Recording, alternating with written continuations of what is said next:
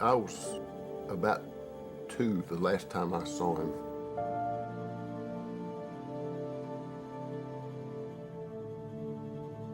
He went down somewhere in the Palau Islands, wherever that was.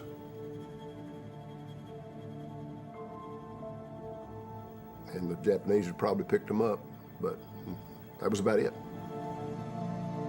Back in those times, everybody went and everybody did their part. We didn't burn draft cards and those kind of things back then. You just did what you needed to do, and some of them didn't come back. And, that's just the way it was. You were proud of them for what they did.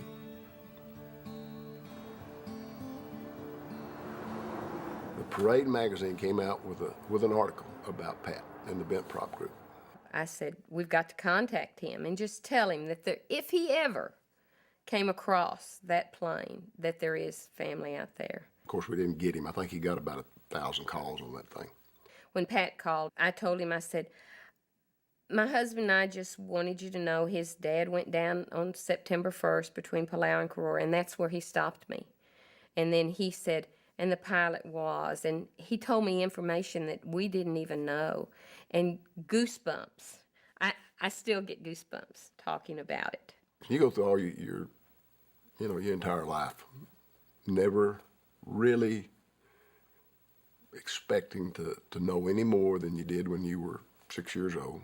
And then he comes along and says, we're looking for it. Well, it's a whole, burst of hope comes out of you there, or into you, whatever it is. And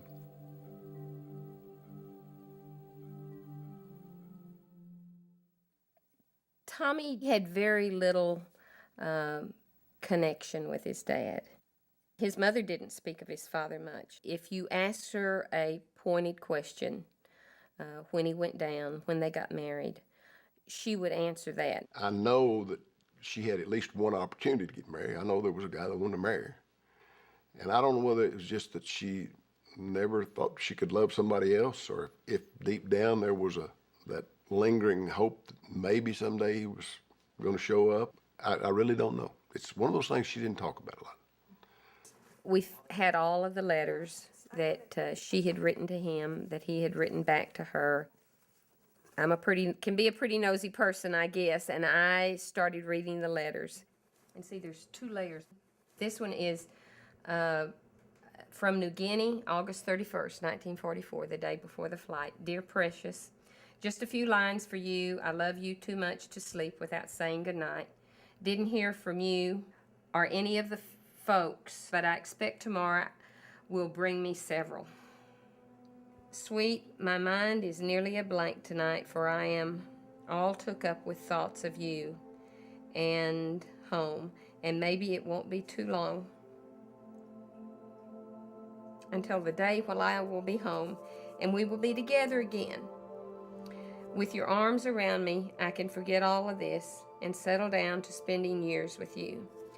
Sweet darling, tomorrow is a busy day, and I have to get up early, so I'll stop for tonight, and tomorrow I'll do better. But you know I love you with all of my heart, and will for always. Tell the folks hello, and write as often as you can. Good night, sweetheart. With all of my love, Jimmy.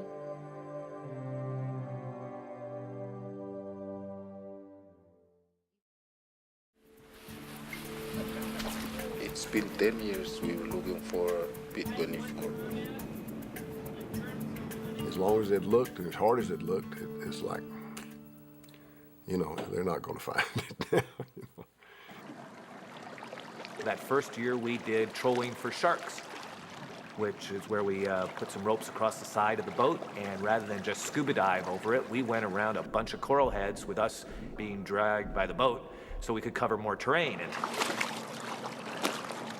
stop.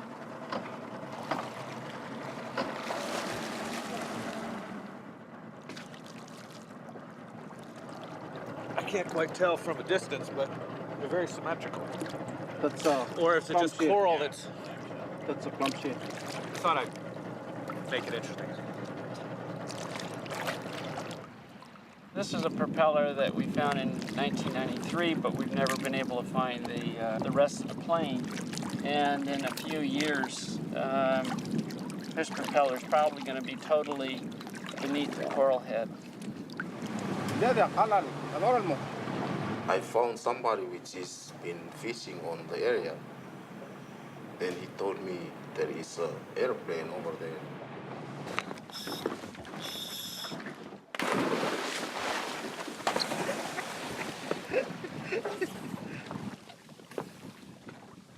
One giant step for BentProp.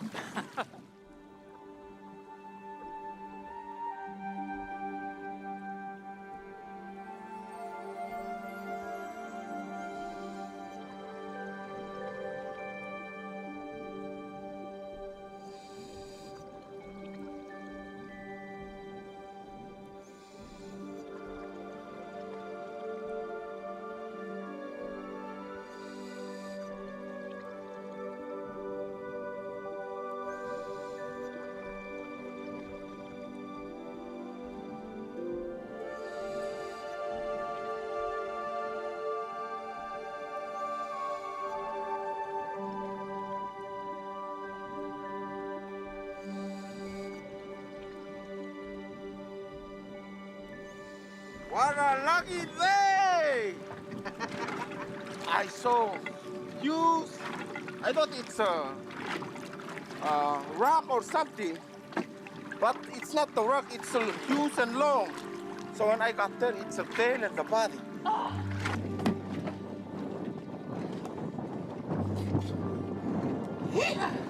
If you were down there, you hear them shouting inside the water. I know those guys very happy. Good job, Joe! 10 years. 10 years! Yes, it makes all those days of diving in silty water, and I'd pay that price. I'd pay that price again. Damn right. This is great.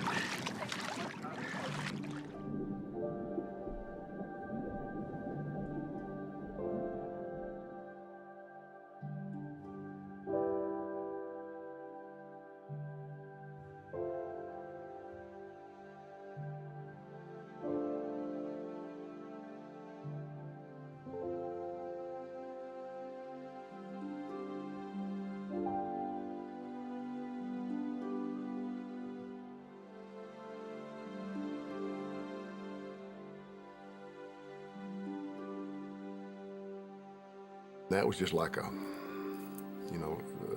a dream come true that was never going to, Somebody's out there found this thing, 60 years later.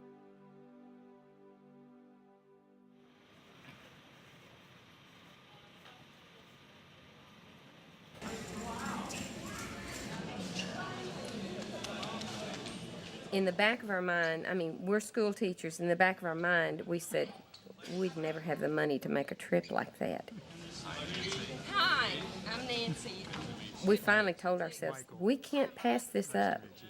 My job's not that important. They can get along without me for a little while. The money is, we can find that. We just bit the bullet and pulled out the credit card and went. and hello is Ali?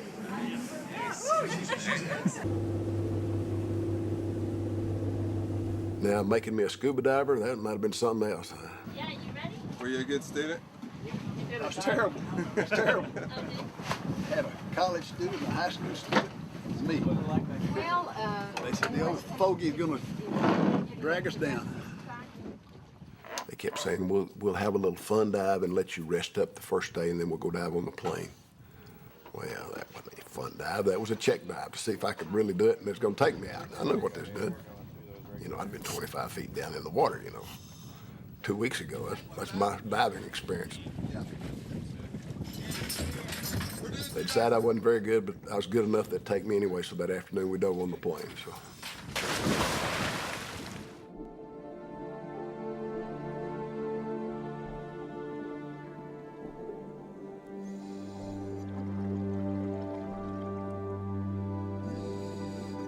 Joe just grabbed hold of me and held on, and I kind of went wherever he told me to.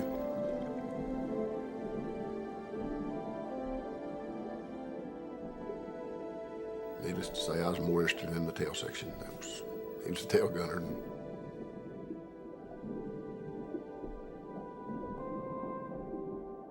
there was a hole sort of under the bottom. And I tried to get in as far as I could, and one time Joe pulls me out. He says, "You can't go any further." And to think that after all these years and all of not knowing, I may be within 10 or 15 feet of where he died.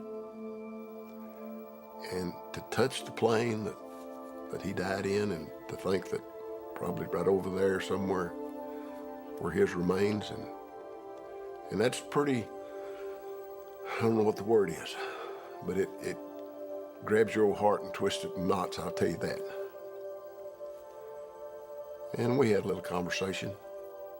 Nobody else's business, but we had a little conversation in there. And I don't know how to describe it except that it's like we made contact. It's like I got to say some things to my dad that I'd never said before.